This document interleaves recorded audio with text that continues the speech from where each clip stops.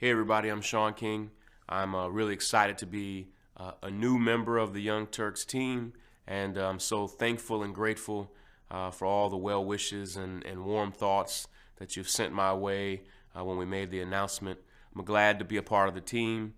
For years, I've been a huge fan of the Young Turks, and even last year I said, even doing the work that I do, I already really felt like I was a part of the team and really identified with the way we do news here. And so I'm excited to be behind the camera, excited to be a commentator, and to talk with you all about the issues that matter to me and matter to you.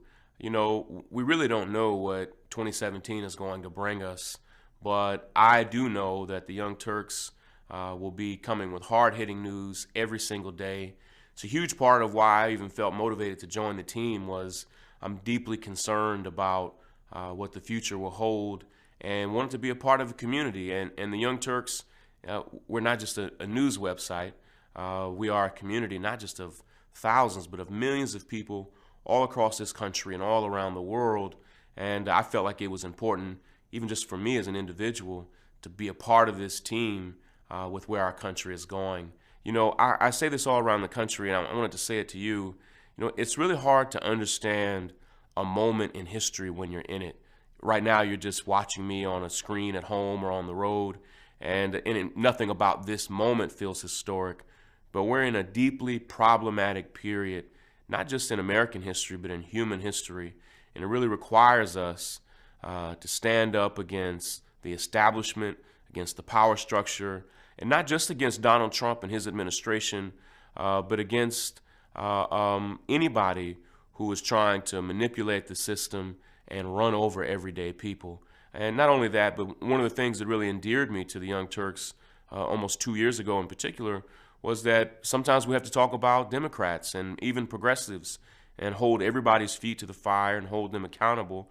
That's a huge part of what we do here. And so even though we're a progressive platform and see the world in a very progressive way, that doesn't mean we don't hold our own leaders accountable. And so we always call it out. And so that's what I do, and that's what I've been doing. That's what the Young Turks does as well. And so, as Theresa May explains, the case was historic. The case on Massoud, he was not part of the current intelligence picture. Now, was ISIS responsible? And that's a question that's almost always asked in these situations. ISIS claimed responsibility for the attack, referring to Massoud as, quote, a soldier of the militant group, but it was unclear to what extent the organization was involved, Huffington Post reports. Authorities said earlier on Thursday that they believed Massoud was inspired by terrorism abroad, but acted alone. So now they've got different distinctions for, were you directed by ISIS or inspired by ISIS? Now, I think that gives ISIS too much power. If he was directly directed by ISIS and there's communication to that effect, then you should say ISIS did it. But if he was quote unquote inspired by ISIS, you're giving ISIS too much power to say anyone who does something like this is because of them, and they feel great about that. They get publicity out of that, and they get possibly more fighters and more lone wolf attacks based on that. This now copies a common theme we've unfortunately seen all over Europe now with, look, in France and Germany, truck attacks killed nearly 100 people in 2016. And there was an attack near the Canadian Parliament that was very similar to this a couple of years ago as well. So I hope that our coverage does not encourage these people by making them out to be part of ISIS, like almost playing into ISIS propaganda by saying that they were soldiers or inspired by ISIS. There's a huge debate on one college campus in California where 3 roommates put out an ad looking for a 4th roommate in their dorm. But they were very specific about how they did not want a white individual to be their roommate. Now, let me give you the details on that. 3 students at the Claremont colleges in Southern California were looking for a 4th this summer to join them in an off-campus house. They added a caveat in parentheses, POC, which means people of color only. They said using a common abbreviation for people of color. Okay. When a classmate challenged that condition, the Pitzer College student who posted the notice on Facebook pushed back, saying it's exclusive because I don't want to live with any white folks. Okay. So these are 3 women who feel that they would be more comfortable with someone who, is a person of color to be the fourth person. I don't know. I don't like that. But I also kind of understand where they're coming from. I don't like self-segregation. I think it's really important to be inclusive. And I think that this kind of starts off with the assumption that just because you're white, you're not going to be, sensitive to their experiences, and you're not going to like them or treat them fairly. And I think that's a really unfair outlook on an entire group of people. And I think it's really important to not self-segregate and, be open to a diverse environment. But at the same time, these colleges have gone through a lot of racial tension. Mm-hmm. And so they feel uncomfortable. They feel like they're not being understood. They feel like, the administration at this school hasn't really heard their, grievances. And so I understand that perspective as well. It's a difficult situation.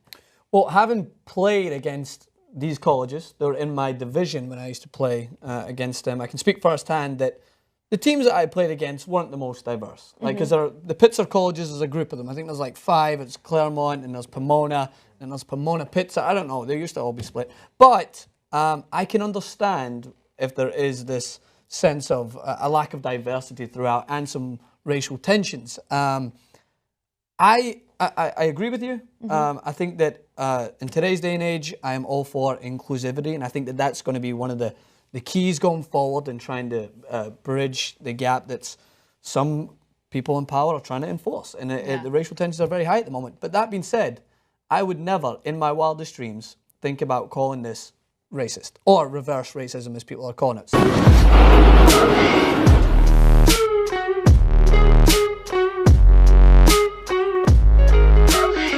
After a soccer match earlier this weekend in Turkey, a twin suicide bombing took the lives of 38 people and injured more than 160 others. Officials believe the bombing was the work of the Kurdish terrorist group TAK, an offshoot of the PKK. This is the 19th terrorist incident in Turkey in 2016. In 2015 alone, suicide attacks around the world reportedly killed or injured more than 9,000 civilians. Most suicide bombings target Muslims rather than non-Muslims. Yet, there's this widespread perception in the West that suicide bombings tend to be carried out by Muslims against non-Muslim targets and serve this religious purpose rooted deep within Islamic doctrine. Suicide bombings have been around since the 18th century. But I want to talk about suicide bombings as a tool of modern terrorist warfare and how it became the archetype of Muslim violence. Because while popular culture depicts Muslims as trigger-happy suicide bombers, suicide has always been a cardinal sin in Islam. By contrast, martyrdom, or when Allah decides when you die in battle while protecting your country, is sanctioned in certain verses throughout the Quran. This is where the misinformation comes from, because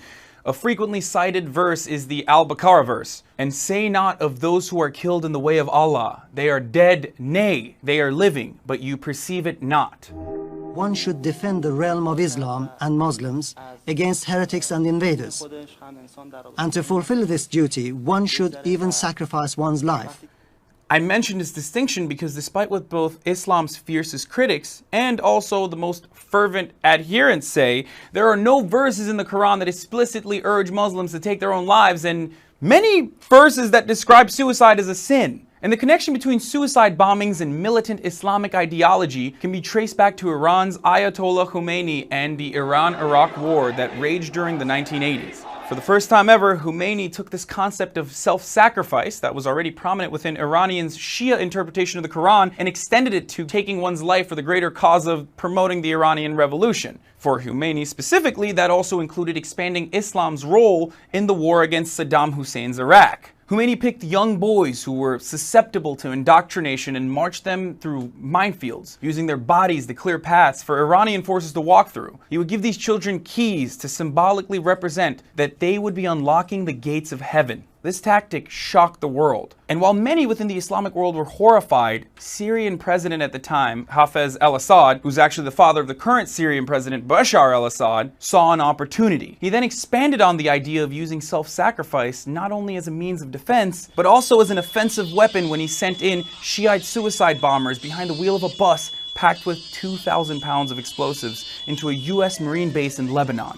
The Shiite militants Assad helped assemble eventually became what we know as the Hezbollah. Now, suicide is a sin in Islam. I've mentioned this before. It's a sin in both of the other Abrahamic religions as well, Christianity and Judaism. But these new interpretations, combined with the near constant struggle against what was perceived as occupying forces, created this new reality within the fringes of the Islamic community that glorified suicide. And after Hamas's adoption of this radical interpretation, suicide bombing actually became a tactic employed by the Sunni as well as Shiite militants. And that's when we truly saw the devastating power of suicidal attacks. In the 90s, Hamas started targeting Israeli citizens by strapping explosives made from household items onto women and children and detonating them in public places. Now, this was out of the norm for two reasons.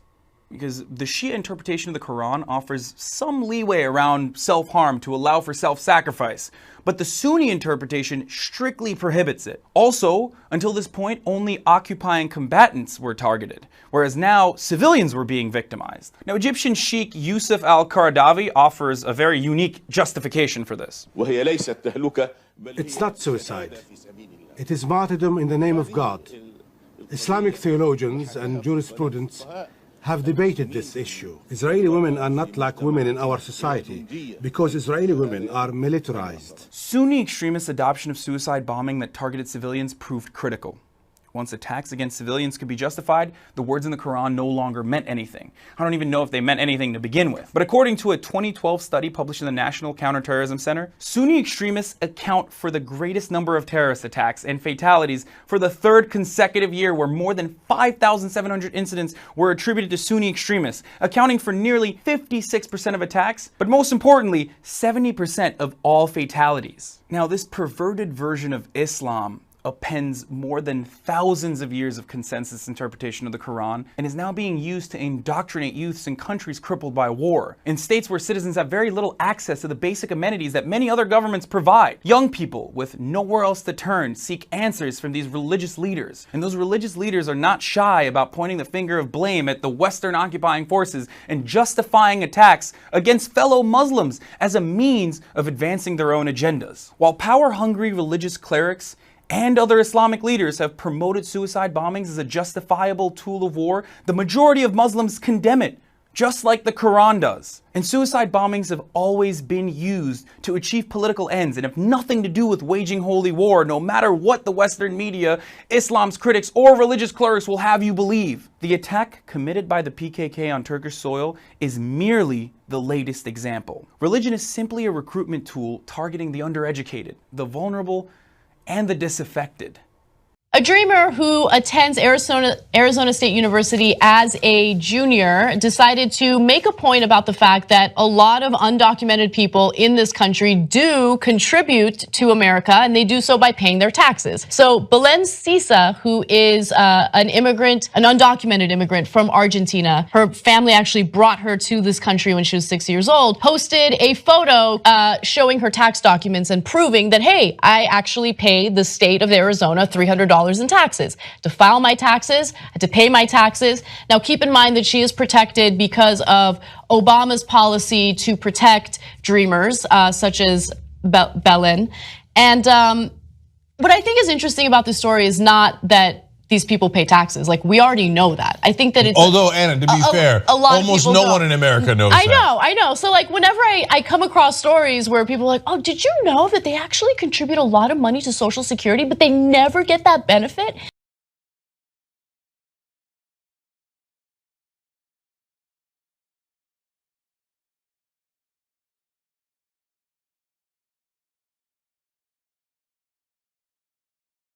Yeah, I knew that. How about stop watching Fox News? Don't even watch us. Just don't be an idiot and just search for it on the internet, right? It's very easy. I would like to amend that. Watch us, then search for it on the internet. I know, but people like to look at us and say, oh, they come from a biased point of view, right? But I have no interest in like twisting the facts for you, okay? So if you don't believe me, if you don't believe Cenk, you have all the resources necessary at your fingertips. Take a look at how much undocumented immigrants actually do contribute in the form of taxes.